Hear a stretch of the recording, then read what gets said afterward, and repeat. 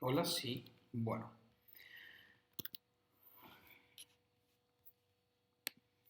hoy vamos a empezar con la... A ver, perdón. Hoy vamos a continuar con nuestro programa.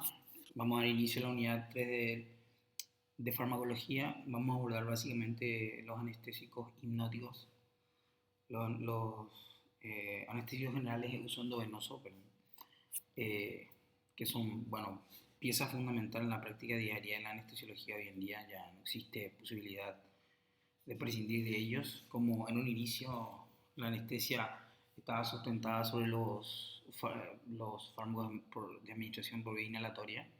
Hoy en día la anestesia está prácticamente a medio camino entre la inhalatoria y la endovenosa. Vamos a hacer un poco de resumen de los antecedentes. Los anestésicos generales endovenosos aparecen en 1934, cuando inicia lo que se puede considerar hoy día la etapa moderna de la anestesia o la anestesia intravenosa. Previamente ya han habido intentos o hubieron intentos de hacer uso de fármacos por vía parenteral en 1656. Este caballero Percival Daniel Mayer vino y cerveza en vena de perros usando una vejiga y una pluma de ganso. En eso consistió su intento. En 1665 se recoge el primer antecedente de intento de inyección intravenosa de opiáceos en humanos, ¿verdad? Allá lejos en la historia. Y luego ya el tío Benthal en 1934 hace su aparición, inicialmente con resultados confusos, ¿ya? En el contexto de la Primera Guerra Mundial ya había sido utilizado y con algunos inconvenientes, eh, por desconocimiento de la cinética y la dinámica del fármaco. Pero donde realmente los anestésicos generales endovenosos estallan es en la década del 80, donde la cinética, la dinámica, el estudio de la cinética y la dinámica de estos fármacos verdaderamente explota, ¿eh? Existen un montón de grupos trabajando e investigando estos fármacos. Se desarrollan los primeros sistemas de administración de fármacos endovenosos con un propósito objetivo, es decir, resultado del conocimiento de los modelos cinéticos y dinámicos de los fármacos.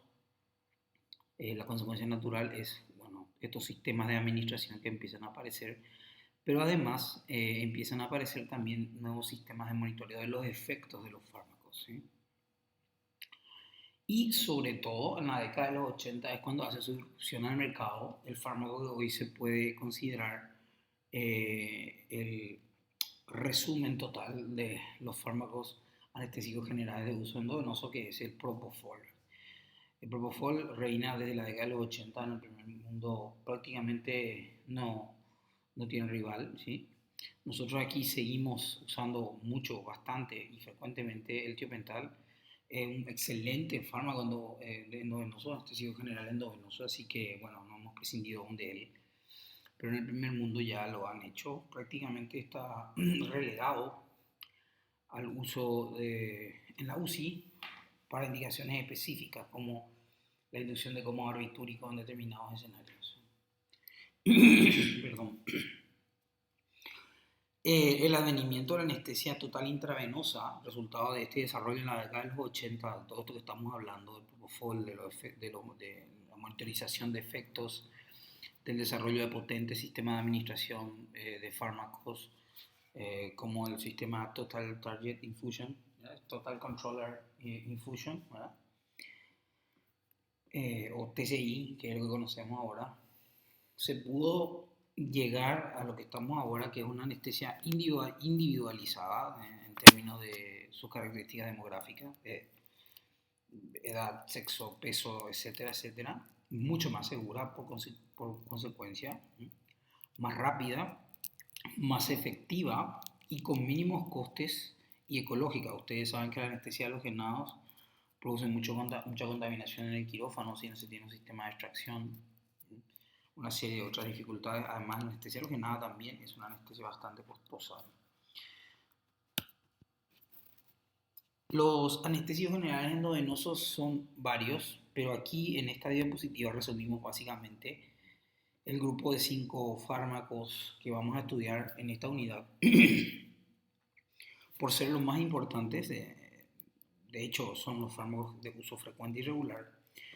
En primer lugar le tenemos a los barbitúricos, que son toda una familia de fármacos en la que el tiopental es el ejemplo más útil y más frecuente, el fármaco con el que todavía nos encontramos. Vamos a hablar del tiopental también más adelante. El metoxital y otros ejemplos que no voy a mencionar, no son relevantes. Luego está el grupo de las benzodiazepinas, en donde hay 3 fármacos que son realmente importantes para nosotros, debemos conocerlos, pero sobre todo entre ellos siempre hay una estrella que es el midazolam.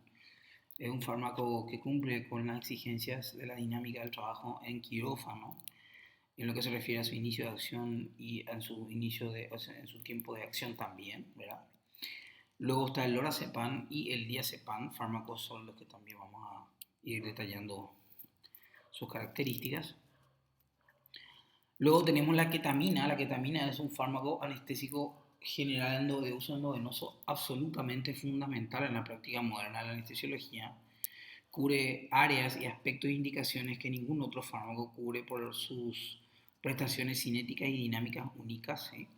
Y sobre todo por el sitio en donde actúan, los receptores en donde actúan. Es absolutamente muy particular esta droga, es muy interesante en pediatría. Tiene un uso tremendo.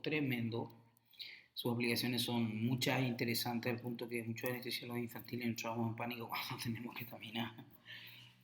Porque, bueno, se nos saca un fármaco que tiene prestaciones únicas, ¿no? Y otras varias aplicaciones, ¿sí? Es un fármaco que provee cardioestabilidad en situaciones de shock hipovolémico con inestabilidad hemodinámica severa para la inducción en secuencia rápida, por ejemplo. Luego está el propofol que es un poco la estrella de esta familia en este mismo momento, ¿eh?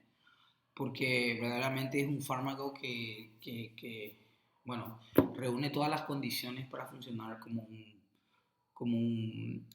como fármaco para uso en anestesia total intravenosa, que es lo que le ha hecho un poco una estrella. Pero no solamente por eso, sino porque además tiene una serie de otras características o de otros efectos no directamente anestésicos generales, que son muy importantes y únicos sobre todo. Y luego está el etomidato, que inicialmente entró con mucha fuerza por ser un fármaco inductor endovenoso de inicio de acción rápido y de gran estabilidad hemodinámica, pero que luego estuvo envuelto en una controversia acerca de su capacidad para desarrollar insuficiencia suprarrenal, insuficiencia suprarrenal posterior a su administración, y bueno, de ahí en más un poco cayó en desuso, al menos no en el uso inicial, la tasa de uso inicial en la que empezó, ¿verdad? Cuando debutó en el mercado, pero que ahora un poco está retomando debido a que esta situación de su efecto sobre las glándulas suprarrenales ha sido revisada y parece no ser exactamente lo que se pensaba cuando la emoción sobre el etomidato se fue diluyendo. Vamos a empezar a hablar del propofol, ¿sí? El propofol, como dijimos, es un fármaco absolutamente indispensable en el repertorio moderno, ¿sí? Una pequeña reseña histórica. El propofol es un fármaco de diseño completamente, un fármaco de síntesis, ¿eh? Cuyo nombre de código era el IC 35868. Es un sedante hipnótico derivado de una familia química particular con efectos sedantes hipnóticos en los animales, motivo por el cual bueno, empezó su investigación y desarrollo como sedante hipnótico en los humanos. En 1976, James Glenn en Inglaterra fue el que inició los estudios con el propofol, realizando su primer ensayo clínico en el año 1977 y haciendo irrupción el propofol definitivamente al mercado en el año 1986 para quedarse y reinar hasta el día de hoy, ¿sí? La estructura química del propofol, básicamente el propofol es un fármaco derivado de un grupo, una familia de fármacos denominados alquilfenoles. Como le dije, los alquilfenoles son conocidos por sus efectos hipnóticos sedantes en animales, así que bueno, por eso fue que se inició el estudio. Básicamente, la molécula de propofol contiene dos radicales isopropilo, ¿sí? Es un 2,6-D-isopropilfenol, ¿sí? Unidos a un grupo fenol, como ven, una molécula de gran carga hidrofóbica, prácticamente como un lípido, ¿sí? Y esta característica química lo vuelve, o sea, esta estructura química lo vuelve prácticamente inerte, ¿sí? Y le da una actividad de anestésico general importante. La estructura química del propofol, ¿ya?, deriva en una serie de características como un peso molecular de 178 Dalton. El propofol es sencillamente insoluble en agua, sumamente liposoluble. Por supuesto, se imaginarán ya las consecuencias cinéticas de esto. La gran afinidad por las grasas.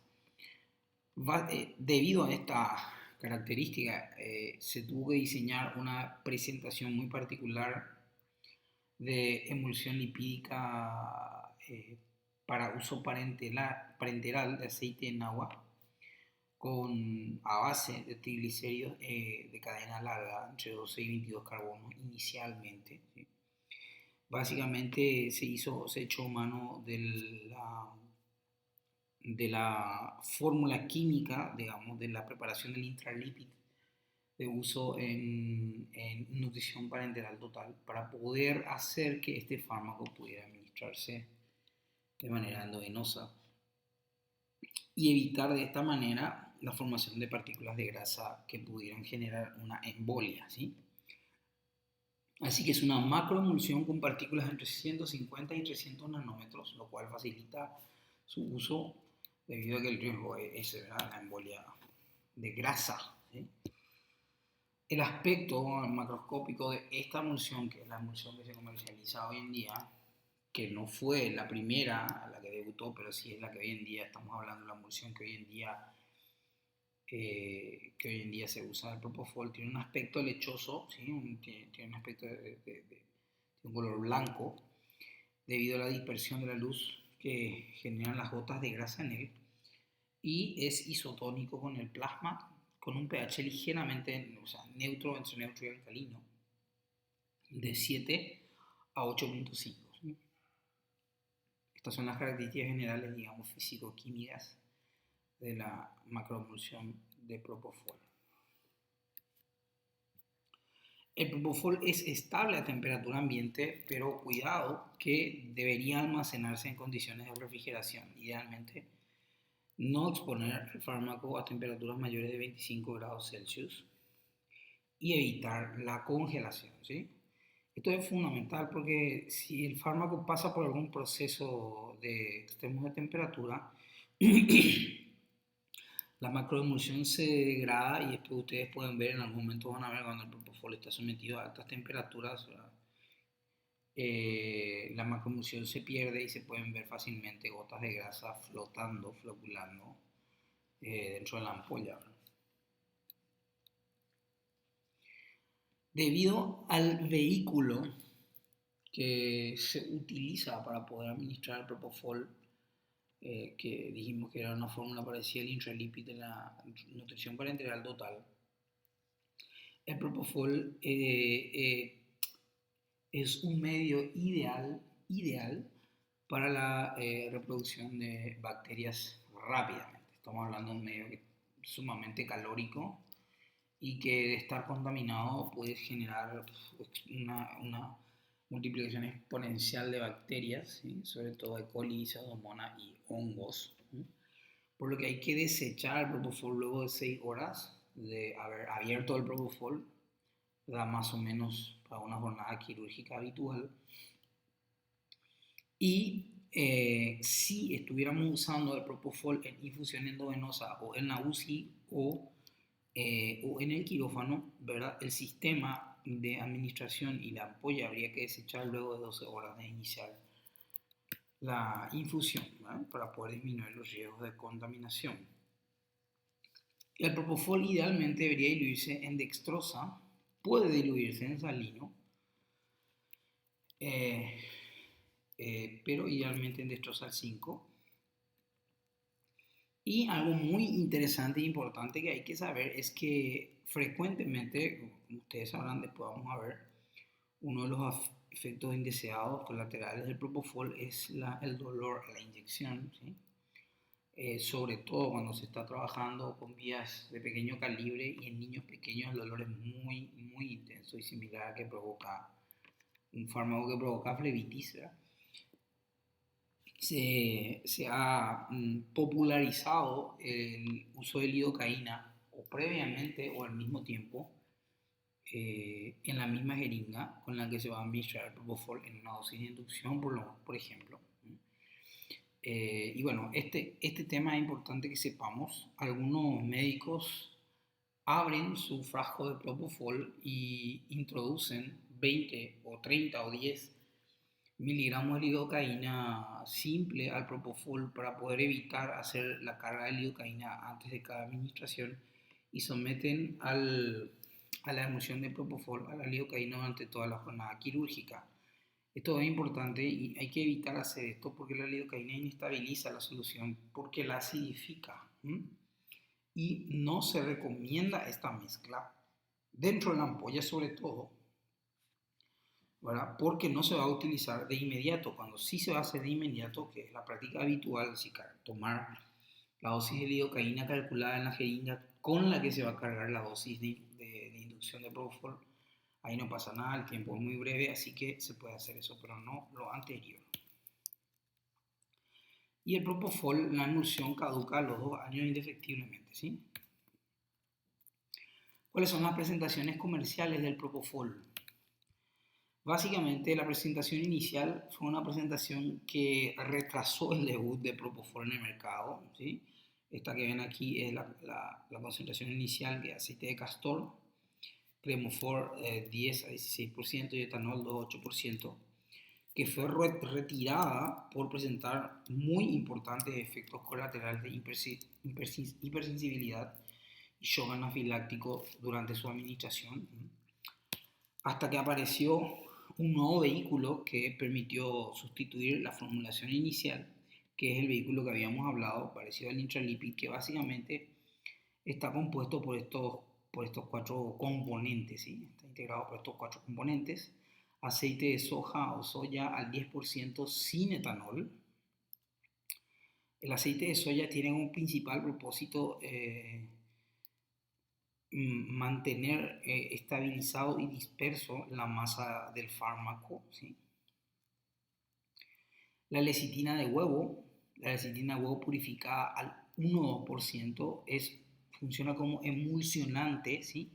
La lecitina de huevo es básicamente una mezcla de fosfolípidos, ¿sí? Bueno, funciona como emulsionante, como de hecho son los lípidos. Luego, glicerol al 2,25% mantiene la formulación isotónica con respecto al plasma, ese es el propósito, ¿sí? Y el hidróxido de sodio, que bueno, tiene su efecto estabilizante del pH de la solución, que como ya dijimos estaba en torno al neutro o ligeramente alcalino, ¿sí? Entonces estos 4 componentes son los que conforman la presentación, el vehículo que actualmente se utiliza para el propofol, ¿sí? No olvidar aceite de soja, ¿sí? Estabilizador y dispersor, lecitina de huevo purificada, emulsionante, glicerol para hacer la solución isotónica del plasma y el dióxido de sodio como un campo pH. Además, el propofol, por estas características que yo ya les mencioné, algunas marcas introdujeron estabilizadores o fármacos antisustancias que tienen efecto bacteriostático, como el bisulfito, por ejemplo, o otros fármacos que, bueno, ninguno de estos fármacos son inocuos, ¿sí? Así que hay que estudiarlos muy bien, sobre todo cuando se está teniendo su uso en pediatría, ¿no? Ya hay también nuevas formulaciones que no tienen directamente, no tienen bacteriostáticos incluidos dentro de ellas, pero la que nosotros usamos frecuentemente sí la tienen. Varias concentraciones de propofol se comercializa propofol al 1%, 20 ml, ¿sí? 50 ml o 100 ml. Esto es así porque, bueno, cuando se usa propofol En infusión total intravenosa se imaginarán después cuando hagan cálculo de dosis que la cantidad de dosis requeridas son verdaderamente enormes. Y el propofol al 2%.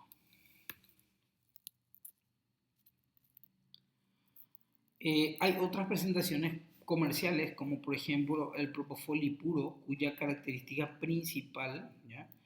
Es el uso de triglicéridos de cadena media sin fármacos antimicrobianos bacteriostáticos. Causan característicamente mucho menos dolor, ¿sí? Además, no dan hipertrigliceridemia en infusiones prolongadas, así que un propofol puro interesante para este escenario. Y su principal característica, como ya vieron aquí, es que en vez de triglicéridos de cadena larga en forma exclusiva, hay una mezcla de triglicéridos de cadena larga con triglicéridos de cadena media.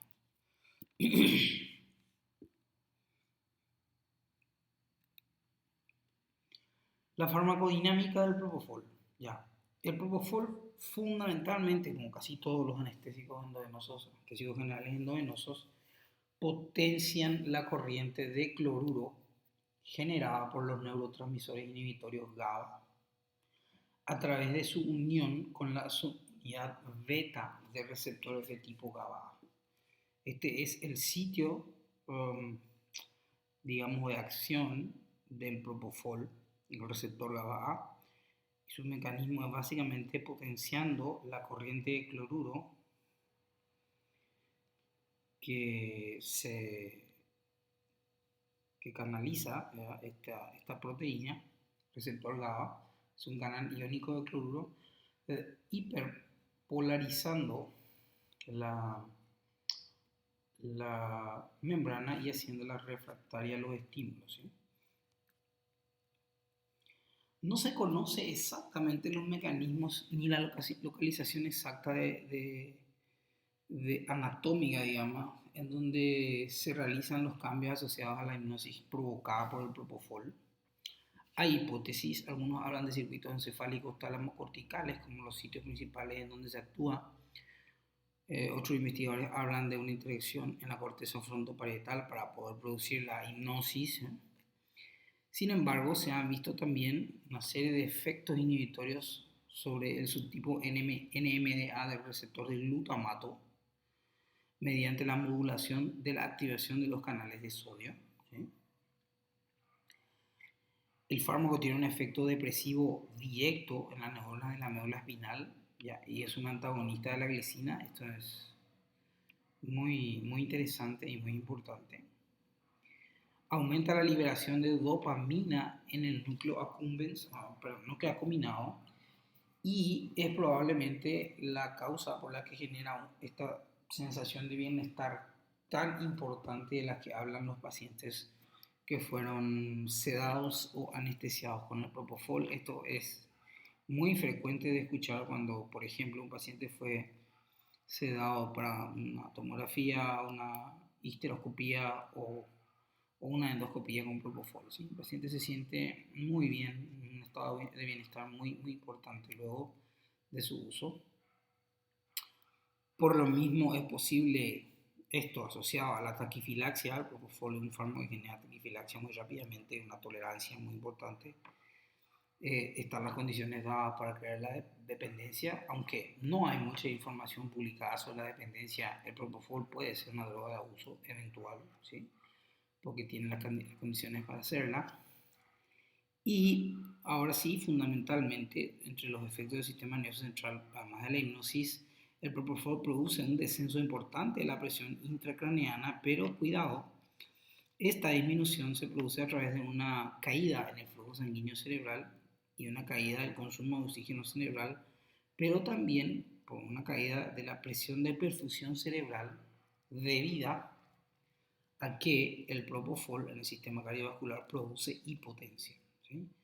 Entonces, en un paciente con un cuadro de hipertensión endocraniana instalada en la que se va a abordar la intubación, tal vez, si no se tiene un soporte hemodinámico adecuado del propofol, no sea del paciente, no sea muy buena idea intubarlo con propofol a dosis habitual al menos, ¿verdad? Porque podría producir una caída muy importante de la presión de perfusión cerebral, no solamente por la caída en el flujo sanguíneo, como ya he dicho, sino porque también produce una caída en la presión arterial y esta afecta a la presión de perfusión cerebral. Sin embargo, si uno toma los recaudos, es una alternativa posible el uso del propofol. ¿Ya? Tiene un efecto neuroprotector controversial, sobre todo descrito para lesiones isquémicas de tipo focal, no para las lesiones encefálicas o encefalohipóxicas globales. Ahí está la controversia, está más fuerte.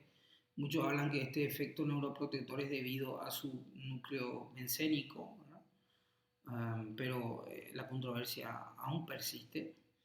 El propofol produce una importante disminución de la presión intraocular, muy importante cuando se tiene pacientes con un escenario de PIO alta, ¿sí? Un glaucoma, etcétera, etcétera. Y sobre todo, una característica deseable y absolutamente importante del propofol cuando se está haciendo neurocirugía es que la administración del propofol no interfiere en la autorregulación cerebral. Esto es muy, muy importante. Y tampoco interfiere en la respuesta normal del sistema vascular cerebral al CO2. Esto es importante porque después vamos a ver que con los halogenados no sucede esto. En ciertas concentraciones de volumen por volumen de halogenados, esta capacidad o esta autorregulación cerebral se pierde, lo cual nos saca un arma muy importante para poder mantener ese cerebro en condiciones adecuadas durante la cirugía. Con el propofol eso no sucede. Así que es muy interesante este efecto, ¿sí? Solo que con el propofol monitorear el estado de hipnosis es absolutamente fundamental. Lo contrario, el paciente pudiera despertarse, ¿sí? Nunca está 100% seguro. Después vamos a ver que la dosis efectiva 95 del propofol es bastante alta y por ese motivo uno tiene que monitorear el efecto necesariamente o preferentemente, ¿sí? El propofol tiene un efecto anticonvulsivante. Este punto también es controversial, ¿sí? De hecho, el propofol provoca movimientos mioclónicos y de opistótonos durante la inducción en muchos pacientes, sobre todo pediátricos y ancianos, y episodios similares en algunos pacientes durante la emersión que recuerdan o sugieren un efecto digamos, que precipita las convulsiones, ¿verdad? Sin embargo, la mayoría de los investigadores está de acuerdo en opinar de que estos movimientos mioclónicos o opistótonos son en realidad procesos subcorticales, de origen subcortical, por lo tanto no pueden ser digamos, epileptógenos, ¿verdad? De hecho, los intensivistas sobre todo saben que el propofol tiene potentes efectos anticonvulsivantes, ¿sí? Así que la controversia está más a favor de pensar o definir el propofol como un anticonvulsivante, ¿sí? Entre los efectos cardiovasculares del propofol, este es el punto importante también, hay que concentrarse siempre en cardiovascular y en sistema nervioso central en el estudio de los fármacos, porque son dos sistemas con los que nosotros trabajamos íntimamente. En el sistema cardiovascular, en la dinámica del propofol, disminuye o induce una disminución de la presión arterial en un 25-40% por un potente efecto vasodilatador arterial y venoso, sistémico y pulmonar, ¿sí? Sí, produce un efecto vasodilatador arterial y venoso tanto en el territorio sistémico como en el territorio pulmonar, ¿sí? Esto es muy importante para los pacientes con hipertensión pulmonar. Pero además, el propofol produce un efecto inotrópico negativo directo. Acá dice controversial, pero no hay dudas. Produce un efecto inotrópico negativo directo por una disminución en el aporte o en la disponibilización de calcio intracelular, probablemente la hipótesis. Así que por este motivo, a diferencia del tiopental, que sí también produce un efecto vasodilatador, pero no produce un efecto inotrópico negativo directo, ¿no? la caída de la presión arterial es bastante importante por caída de la precarga, de la poscarga y el inotropismo propiamente dicho, ¿sí? Los tres factores se deprimen y la caída de la presión puede ser muy, muy importante. Además, los efectos de compensación esperables durante la vasodilatación, que es el barorreflejo, por ejemplo, también están abolidos durante el uso del propofol. Así el propofol no produce tanta taquicardia, ¿sí?, como el tiopental cuando se induce una anestesia general con este fármaco, ¿sí? Y al no tener esa taquicardia, el efecto hemodinámico es mucho más importante. Este efecto se ve en su esplendor, digamos, en el punto más importante a los 4 o 5 minutos de haber administrado la droga. En ese momento es donde es más pronunciado el efecto hemodinámico y en algunas poblaciones especiales esta situación exige un ajuste de la dosis, de lo contrario se pueden tener efectos adversos muy graves, ¿sí? Básicamente estos que están citados aquí, en los ancianos hay que ajustar la dosis, en los hipovolémicos hay que ajustar la dosis o directamente no utilizar propofol si se tuviera una alternativa mejor al propofol, ¿ya? En los beta bloqueados, ¿sí? ¿Ya? Obviamente los beta bloqueados van a responder aún peor a eh, en el intento compensatorio, ¿verdad? Y también tienen, bueno, los beta bloqueantes tienen un efecto inotrópico negativo. Está claro que los pacientes con falla ventricular izquierda también son una población en la que hay que hacer un ajuste de dosis muy importante y también en los coronarios, ¿sí?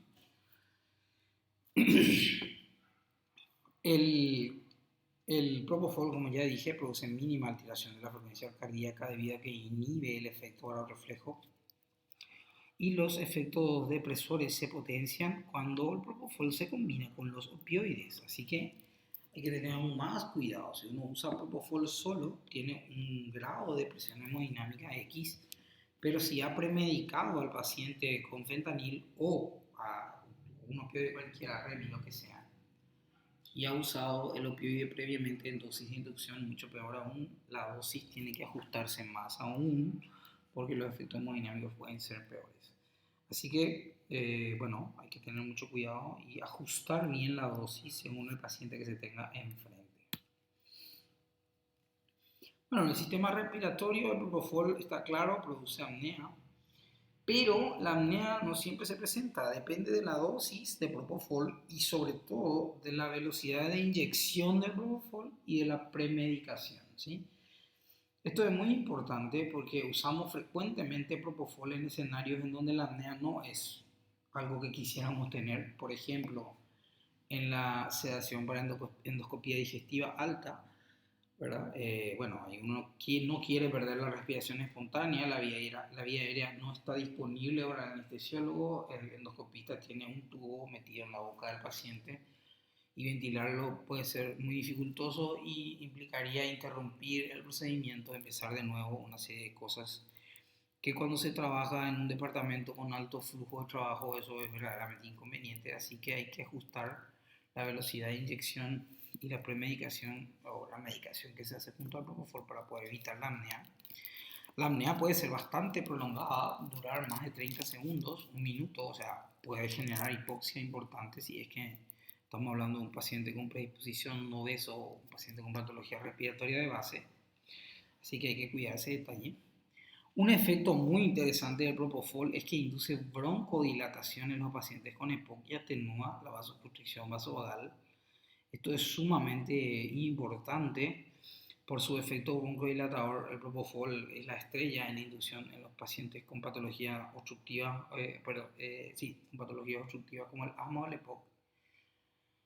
Y otra cosa importante es que el propofol potencia la vasoconstricción pulmonar hipóxica, que si ustedes recuerdan, la vasoconstricción pulmonar hipóxica es esta propiedad de la microcirculación pulmonar o de la circulación de las arterias pulmonares de contraerse en los sitios de parénquima pulmonar con baja concentración de oxígeno, de esta manera evitar que el flujo sanguíneo se dirija a esas zonas forma inefectiva, disminuyendo de esa manera por este mecanismo de regulación fisiológica del SHAN. El propofol disminuye, como casi todos los hipnóticos, la respuesta a la ventilación, la respuesta ventilatoria a la hipoxia y la hipercarbia, así que el paciente sencillamente entra en hipoxia y hipercarbia y esto no inicia las respiraciones si se tiene una dosis muy alta, y disminuye los reflejos protectores de la vía aérea relajando la musculatura faríngea de manera muy importante. Esto favorece la utilización de propofol como fármaco único para la colocación de dispositivos supraglóticos y este es el motivo por el cual van a ver en pediatría, pero en adultos también, pero en pediatría más porque el uso de los dispositivos supraglóticos es más frecuente, que habitualmente colocamos dispositivos supraglóticos prácticamente con una dosis ínfima de opioides concomitantes o directamente sin ellos. La actividad, bueno, existe un grupo de otros efectos del propofol no relacionados al sistema cardiovascular y respiratorio que son sumamente interesantes, como por ejemplo esta primera que es la actividad antiemética. Sobre todo si la emesis no tiene origen vagal, el propofol tiene un efecto antiemético fantástico en dosis subterapéuticas, entre 10 y 20 miligramos de propofol ya obtiene ese efecto, pudiendo ser un método de rescate interesante en los pacientes en los que las náuseas y los vómitos pooperatorios son efectos absolutamente indeseables. Puede ser usado también en perfusión continua, ya si es que se produce recurrencia de los vómitos a 10 gamma, 10 microkilo minuto. Esta es una dosis que está muy lejos de las dosis terapéuticas. Otro efecto interesante es que mejora el prurito generado por los opioides neuroaxiales y el prurito generado por la colestasis. Ustedes van a ver, sobre todo en ginecología, cuando vayan rotando por ahí, que frecuentemente utilizamos morfina como coadyuvante en la anestesia neuroaxial raquídea o peridural, cualquiera de las dos. Y el uso, sobre todo en la raquídea, de opioides neuroaxiales, sobre todo de morfina, produce un prurito inmenso en la embarazada, al punto que termina recordando más eso que cualquier otro evento. ¿Sí? El prurito puede ser desesperante. El propofol puede dar una ayudita. ¿Sí? Además, tiene este efecto sobre el estado, sobre los sueños, produce sueños agradables, en ocasiones alucinaciones, un proceso de desinhibición sexual, tiene un efecto interesante adverso que no deseado, que es el dolor a la inyección intravenosa, como ya les dije, sobre todo en ancianos y en niños pequeños, sobre todo en inyecciones rápidas y concentradas en vías de pequeño calibre, que es muy desagradable porque el dolor es sumamente intenso. El propofol puede ser utilizado en pacientes con antecedentes o con riesgos de hipertermia maligna. ¿Sí? Después vamos a ver qué es la hipertermia maligna. La hipertermia maligna es un trastorno asociado al uso de un grupo de fármacos anestésicos generales que puede ser mortal de precipitarse. ¿Sí? Existen pacientes que tienen esta predisposición a la hipertermia maligna debido a un juego de genes especial que lo hace susceptible. La hipertermia maligna es una alteración del metabolismo del calcio intracelular que genera este proceso. El propofol no lo genera, así que es una alternativa para estos pacientes. ¿Sí? Su emulsión favorece el crecimiento de bacterias y hongos, no olvida eso, el cambio del circuito de perfusión cada 12 horas. Y un efecto temido, que se llama síndrome difusional propofol, con una altísima mortalidad, que se vio inicialmente en la perfusión endovenosa de propofol en la UCI de pacientes pediátricos por largos periodos de tiempo. Se reportó un grupo inicial de casos y luego se reportó otro grupo más que tiene unas características realmente angustiantes. Produce rhabdomiólisis, el paciente cursa con insuficiencia renal aguda, con una falla miocárdica brutal y una acidosis metabólica severa. Esto también se puede ver en cirugías de larga duración en la que se estén usando propofol. Bradiarritmias, hipotensión, dislipidemias, brutal, un cuadro brutal que, bueno, en el 80% de los casos llevó a la muerte, ¿sí? Así que el uso de propofol en inducción en altas concentraciones y durante altos periodos Sobre todo en niños es donde más se ve este tipo de eventos, ¿sí? En relación a la cinética del propofol, ¿sí? El propofol es altamente liposoluble, como ya vimos, su estructura molecular es la responsable. Tiene una alta fracción de unión a la albúmina, en torno al 80% de unión a proteínas. La dosis de inducción del bolo, que está en torno al 2 miligramos por kilo, 2,5 miligramos por kilo, tiene un tiempo de latencia entre 30 y 40 segundos. El tiempo de latencia es aquel entre la administración y el inicio del efecto, obteniéndose un efecto máximo a los 2,3 minutos aproximadamente, ¿sí? Y con un tiempo de duración dependiente de la dosis de entre 3 a 8 minutos o 5 a 10 minutos más o menos, ¿sí? Los 8 minutos por ahí ya empezamos a caer por debajo del rango terapéutico. El paciente puede empezar a despertarse. Si estamos hablando de una dosis en bolo, ¿sí? La administración de perfusión continua del propofol tiene otras dosis que las vamos a ver, pero bueno, básicamente están entre 50 y 75 microgramos kilo minuto para sedación, y a partir de 100, 150 ya estamos hablando microkilominutos de dosis de perfusión para anestesia general, ¿sí? El modelo cinético del propofol es un modelo cinético tricompartimental, donde claramente se puede distinguir, aquí ustedes ven la curva de la cinética del bolo del propofol, en donde claramente se pueden distinguir los 3 tiempos de vida media. La vida media alfa o de distribución rápida entre 2 a 4 minutos, la beta o de distribución lenta entre 30 y 60, y la gamma o de eliminación entre 4 a 7 horas, ¿sí? Un volumen de distribución enorme, ¿sí? De entre 0,3 a 0,5 litros por kilo, con un volumen del estado estacionario entre 3,5 y 4,5 litros por kilo. En el metabolismo del propofol, este es un proceso interesante porque el propofol tiene un metabolismo que no es solo hepático. La fracción de extracción de propofol es muy grande, es cercana a 1. Es decir, todo el propofol que pasa por el hígado se puede hacer cargo de él, ¿ya? Así que estamos hablando de un fármaco flujo limitante. El 60% del propofol es metabolizado en el hígado a través de procesos de glucuronización, sobre todo epoxidación. Y lo interesante es que el 30% del propofol tiene un metabolismo el 40% restante del propofol tiene un metabolismo extrahepático. 30% de ellos es en el riñón y un 10% es en el pulmón. Esto está confirmado, ¿sí?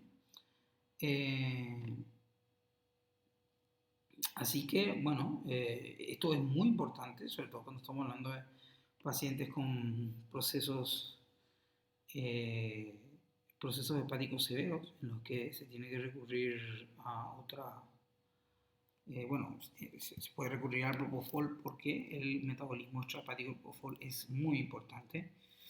No se tienen metabolitos activos del propofol, ¿sí? Tiene una alta extracción hepática, como ya dijimos. Y la vida media sensible al contexto del propofol está entre 15 a 20 minutos aproximadamente, ¿sí? La insuficiencia renal y hepática no afecta mayormente al propofol. En niños, ojo, el volumen de distribución y el aclaramiento del propofol son mucho mayores, así que para alcanzar concentraciones terapéuticas en los niños hay que administrar una dosis de proporción de propofol por kilo de peso mucho mayor. Si ustedes recuerden lo que ya dimos en las primeras clases, cuando el volumen de distribución aumenta y el aclaramiento aumenta, ¿sí? La cantidad de fármaco requerida para alcanzar concentraciones en el compartimento central obviamente se incrementa, ¿sí? Este aumento del volumen de distribución puede ser debido a varias causas, eso no vamos a discutir ahora, después vamos a ir profundizando. En el caso de los ancianos sí podemos dar unas explicaciones. Hay una disminución en el volumen de distribución a expensas de una contracción del compartimiento B1, sobre todo relacionada a que los ancianos tienen un gasto cardíaco más bajo que los niños y que el resto de la población, motivo por el cual muy fácilmente es posible alcanzar dosis terapéuticas importantes si no se produce ajuste de dosis. Ustedes recordarán que entre los pacientes donde había que ajustar la dosis se encuentran los ancianos, ¿ya? Sobre todo si estos tienen más de 65 años, porque en estos pacientes hay un detalle interesante, además de la contracción de volumen de distribución, es que el propofol puede prolongar su tiempo de acción debido a que la proporción relativa entre grasa y músculo es mayor, es decir, hay menos masa muscular, hay menos compartimientos de intercambio rápido y más compartimientos de intercambio lento, por lo que es posible técnicamente que la dosis administrada del propofol se acumule más en la grasa y esto provoque acumulación, ¿sí? Debido a eso se puede ir liberando el propofol de la grasa manteniendo una concentración relativamente alta en plasma. Esto hay que tener en cuenta, es decir, básicamente el propofol tarda más el anciano tarda más en despertarse después de su uso, como también tarda más en dormirse. En los obesos la cinética no se altera, pero hay que tener cuidado con este detalle. La dosificación para la inducción debe ser hecha por peso ideal. El peso ideal se calcula en función de la talla del paciente, la edad y el sexo. Todo la talla y el sexo. Y el mantenimiento debe considerar el peso real, ¿sí? ¿Por qué? Porque hay que incluir en el modelo cinético el compartimiento de intercambio lento, que en el obeso obviamente es importante, está constituido de depósito de grasa, ¿sí? En relación a las variaciones vinculadas con el sexo, ¿verdad? O con el sexo, el propofol es más rápidamente metabolizado por las mujeres, motivo por el cual generalmente se usa una dosis de inducción, puede requerir las mujeres una dosis de inducción más rápida y pueden tener recuperación del propofol mucho más rápida que en los adultos. Así que bueno, esto es lo que vamos a hablar sobre el propofol. Vamos a ir profundizando más cuestiones acerca del propofol en su uso en la anestesia total intravenosa. Como ya dijimos, es el agente estrella. Pero en lo que se refiere a la farmacología, estos son los tópicos indispensables. Así es. Saludos.